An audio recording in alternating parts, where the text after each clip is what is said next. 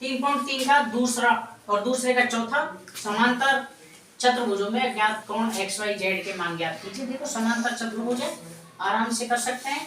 ये कोण 80 का दे रखा है, तो ये भी 80 का हो गया। क्यों हो गया? क्योंकि सम्मुख कोण क्या होते हैं? बराबर। तो देखो बेटा, कोण y बराबर 80 डिग्री। क्यों?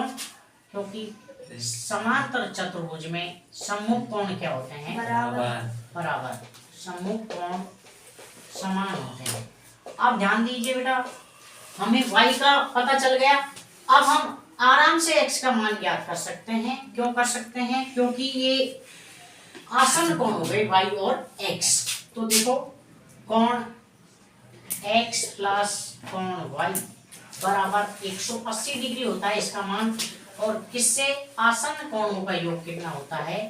180 डिग्री। आसन कोणों का योग 180 डिग्री होता है।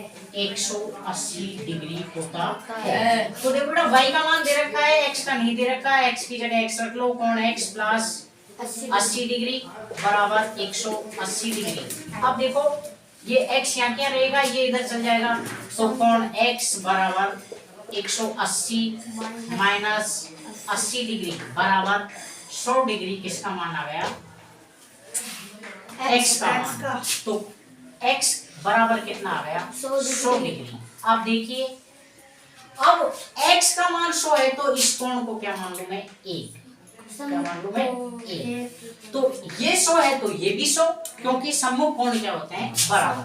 तो x बराबर कोण 1 बराबर कितना डिग्री? 100 डिग्री। क्योंकि सम्मुख कोण समान होते हैं।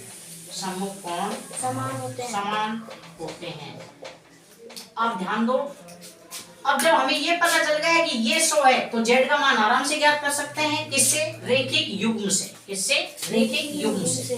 तो कोण 1 प्लस कोण z बराबर 180 डिग्री। इससे रैखिक युग्म से। अब रैखिक युग्म से, अब देखो बेटा, कोण 1 का मान तो 100 है हमारे पास।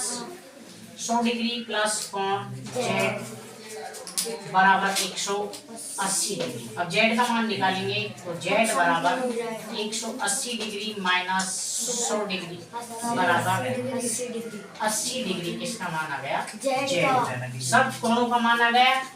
x का मान हमारे पास आ गया, y का आ गया और z का आ गया। ओके।